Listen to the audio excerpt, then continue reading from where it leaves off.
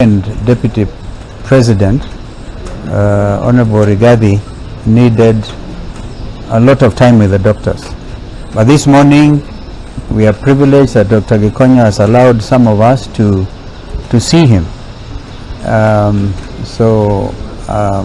have been able to see him along with Dr. Mheshimiwa Eugene Wamalwa and Senator Nyutu on behalf of the senators who are here. So we thank God that he looks stable, and of course it is upon the doctors to continue concluding the investigations that they were doing. So that is what we can say as of now. We all watched what happened in the Senate, and some of you may have seen the interview that I conducted on Citizen Television, where I predicted that things were going to move very, very fast. The whole thing predetermined. I once was Deputy Speaker of Parliament, and one of the worst mistakes you can make as a legislator is to anticipate debate. The whole National Assembly anticipated the outcome of the deliberations of the Senate. But we want to thank the senators. We want to thank the legal. As has been said, it is historic, and it's all because of Constitution 2010, which is why we are saying he is the second deputy president. Even as we speak, he is still deputy president. So I was the 10th vice president. Eugene Wamalwa's elder brother was, what version was it? The eighth. So these things are important. It's part of our history. It's part of our heritage as a people. And we are in the process of consolidating our nationhood as a country within the community of nations. But what happened in the Senate last night was, as historic as it was, it had serious flaws. And clearly, I think Kenya should expect a protracted legal arguments, because we didn't even discuss this with the Honorable Gachagua, but we are aware that his teams have already moved to court. It's expected. And as senior counsel, I can tell you that you cannot, the law of natural justice demands that no person, man or woman, shall be condemned unheard. And it was all there. Senior Counsel Paul Moite, leading a very strong team, were able to argue with regard to what the Constitution at Article 145 5B says. Before the vote, before the Senate took the vote, they could only do so after affording an opportunity to Deputy President to defend himself. There were other arguments, of course, by Senior Counsel Jim Orengo and Tienda Molo on the other side, and Gumbe. Yeah, so we respect all of that. But truth be told, this whole thing smacks of injustice, gross injustice, political manipulation, and all of us know this is a political trial. And therefore, once again, we want to thank the senators who stood firm on both sides. We can't condemn even those who voted for the impeachment. We can't condemn. They did what was their responsibility, regardless of what may have happened in the back rooms or wherever. And then the country continues to learn a lot from this impeachment process. So once again, we wish Mheshimiwa Rigathi Gachagua very quick recovery, and we thank God that he has spared his life. He is the giver of life, and by his stripes we believe that Gachagua will be healed. Kama kuna kitu mwenzangu angeongeza, anaweza kuongeza, and one senator maybe, the ones who are on the kwa Kiswahili ndio nikusema, basi nikusema kwamba tumemwona pata fursa ya kumwona Mheshimiwa Rigathi Gachagua, naibu wa rais wa awamu ya pili chini ya katiba 2010, na tunashukuru Mungu kwamba anaendelea vyema kulingana na ripoti ambayo tumepatiwa na madaktari, lakini bado ako na udhaifu, na kwa hivyo atunge hata kumzungumzia hata zaidi. Tunamtakia kila laheri, lakini huku tukizidi kumtakia uponyaji wa haraka, hatuna budi ila pia kuangazia yaliyofanyika jana kwa seneti. Tuwapongeza wale maseneta ambao walichukua msimamo wake katiba, lakini kama wanasheria, mimi mwenyewe najiunga wazi na yale ambayo Mheshimiwa Senior Counsel Paul Mwite aliyazungumzia juu ya ukiukaji wa sheria kikatiba na mambo yao, na hiyo maneno ni wazi yataangaziwa kindani sana kwa mahakama. And we continue to insist that the last line of defense for the future of this country remains our judiciary. So we want to urge that justice reign. Heavens may fall, but may justice reign. May justice reign in our courts. May there be men and women able to avoid a situation of state capture. As we have said, this country's economy is under state capture. We all have said it openly before that the legislature itself is under capture by the executive. And we will, as a people's loyal opposition, continue to talk to Kenyans, have conversations about that fearlessly, knowing that this is a country under God. My colleague can add something.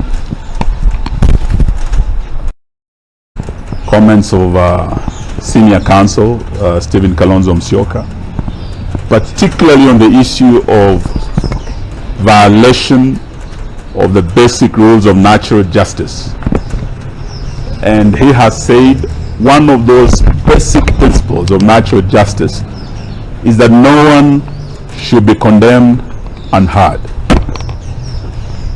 Yesterday was a sad day for this country because His Excellency Rigathi Gachagua, who had submitted himself to the jurisdiction of both houses of parliament and never missed a sitting, never was late, both in the National Assembly and in the Senate.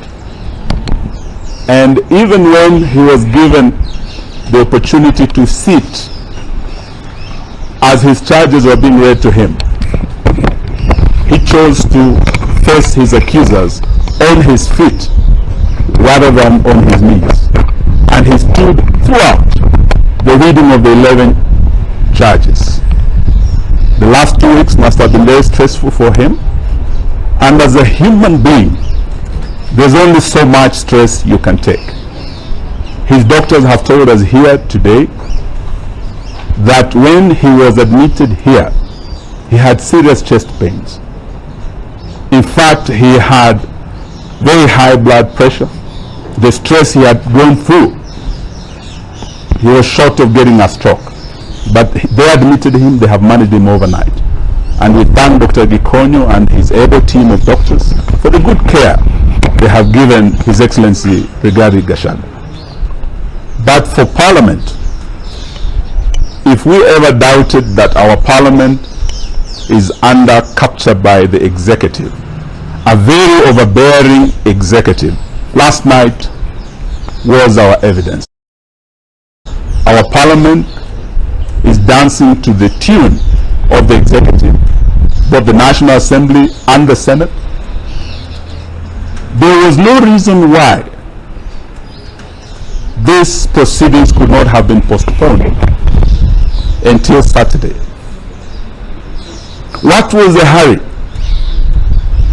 When Speaker Kingi withdrew to his chambers, what were his instructions? We suspect and we believe he was told by stroke of midnight, you must be done with this man. And that is what happened. The law is clear, the rules are clear. If they had a special committee, they had 10 days. We do not have a limitation for the plenaries. Why was the Senate hired to crucify this man and bury him politically? All we can suspect is that Mutuse was just a hired assassin on a mission, and that was evident throughout cross-examination. And we must thank His Excellency the Deputy President's lawyers. They brought out the truth that, and this is what Senator Wambua asked Mutuse, whose motion is this? You could tell he was not the owner of the motion. He was just a gun for hire, and through cross-examination that became very evident. But today, apart from the principle of a man not being condemned and hard, especially when he's on his back in a hospital bed, the second principle that was broken by the House, which is a fundamental principle of natural justice, is that you shall not be a judge in your own cause. The rule of bias is a very basic principle of natural justice. Both speakers of the two houses had been mentioned as shareholders, beneficiaries of an arrangement in Kenya Kwanza. They are interested parties. And one of them had, in fact, before the matter appearing before him, Speaker Wetangula, I think, was in Machakos County, when he showed his bias on a matter coming before him, he had already pronounced himself as to what should happen to Rigathi Gachagua, who was going to appear before him. Open bias was shown by the Speaker, Wetangula, Deputy Speaker, Sholei, Majority Leader, Kimani Ichung'wah, the Chief Whip, Osoro, and there couldn't have been a fair trial for Rigathi. So today we want to say this, that as a country we missed an opportunity to showcase that we have one of the best constitutions, not in Africa, in the world, the most progressive. Last night it was being tested. As a country under the rule of law, we should have respected and observed the two principles, fundamental principles of natural justice, and we let our country down. However, all is not over. As His Excellency has said, our last line of defense is the judiciary. We pray and we hope, as His Excellency's team appears before court, they will do justice. And this is what the Senate should have done. They were not politicians last night. They were jurors. They were judges. They should have been fair.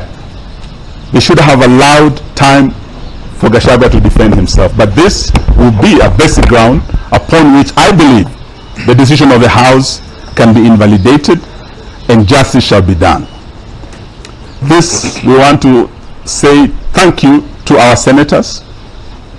Our leader in the Senate, Senator Wambua of Kitui, I think captured everything Azimio stands for. Our leader in the National Assembly, Honorable Robert Mbui, spoke for all of us as Azimio. But their counterparts in ODM spoke a different language. So today, even as we go forward, we can no longer pretend that we are like-minded. On impeachment, we did say this was not a priority for Kenya. Kenyans have more serious issues. Kenyans cannot take their kids to school because of the failed new funding model in our universities. Patients are dying because when you go to hospitals now, dialysis, you are being turned away. When you have no money, you are a poor person, you are condemned to death by William Ruto and his failed policy, Adani Shah. These are issues that even as we speak, as Azimio, we have differed, not just on this impeachment, not just on joining the broad-based government. We have also differed on Adani, and yesterday we were in court led by senior counsel. Kenyans will on 22nd of October see who is really fighting for them, because we'll be back in court to continue the fight against corruption. In open court. In open court, we will be there on 22nd. I welcome all Kenyans to come, but the matter as it rests today rests with the judiciary. It's the last line of defense. Is our only arm of government that has not been captured, and we pray to God, because between this nation and disaster is the judiciary. That is our shield and defender. Thank you. Thank you very much. Maybe we'll hear Senator Kamau from Lamu. Asante sana His Excellency Eugene Wamalwa kwa sababu ya kuweza kuandamana pamoja nasi. Tuko hapa katika Karen Hospital. Tumekuja hapa asubuhi ya leo kuja kuona His Excellency the Deputy President Gachagua, ambaye nyote mnajua kwamba kuanzia jana aliweza kuletwa hapa akiwa mgonjwa na anaendelea kupata matibabu. Tumeweza kuongea na daktari ambaye anamhudumia na amesema kwamba bado matibabu inaendelea, na kwa sasa hawezi kuweza kuongea kwa sababu anaendelea na matibabu. Jambo nataka niseme ni kwamba jana, mnajua vile ilitendeka ya kwamba naibu wa rais Gachagua alikuwa aweze kuingia katika bunge la Senate, aweze kujitetea kutokana na mashtaka ambayo alikuwa amekelewa na Mtuse, na mnajua kwamba haikuwezekana kwa naibu wa rais kuja kujitetea kwa sababu aliweza kugonjeka kabla ya yeye kuja kujitetea katika jumba letu la Senate. Nataka niseme kwamba ni jambo ambalo lilihuzunisha zaidi kuona kwamba Mheshimiwa naibu wa rais aliweza kuhukumiwa bila kusikizwa.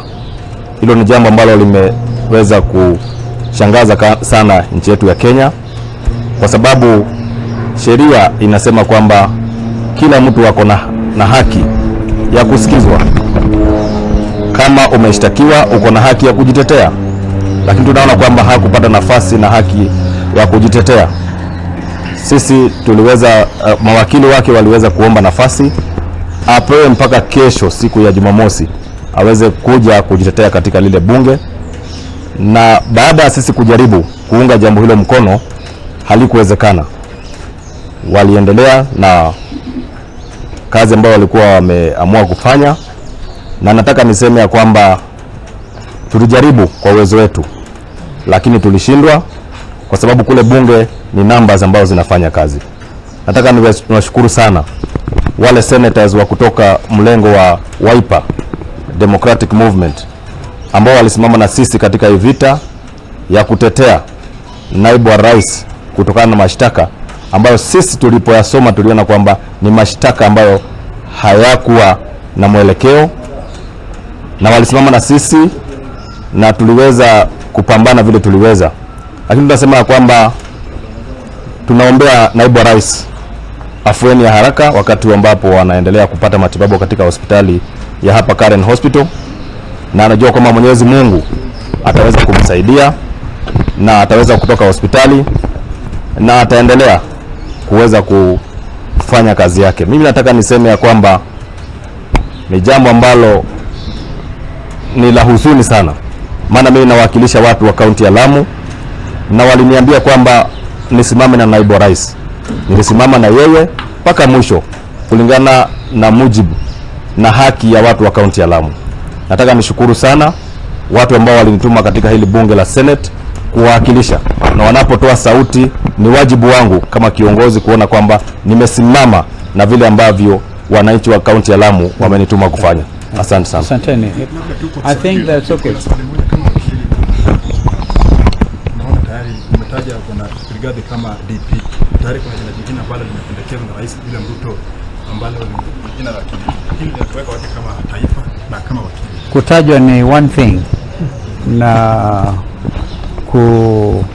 kuidhinishwa ni jambo lingine. Hivi tunavyozungumza, His Excellency Rigathi Gachagua is the second deputy president of the Republic of Kenya, but we shall see what happens going forward. Kilinganisha kwamba yeye tayari mawakili wake wameenda kwa mahakama na vile vile bunge pia inaendelea na hizo shughuli zingine ambazo wamezitaja. Another question? Tawashukuruni sana. Thank you. Asante.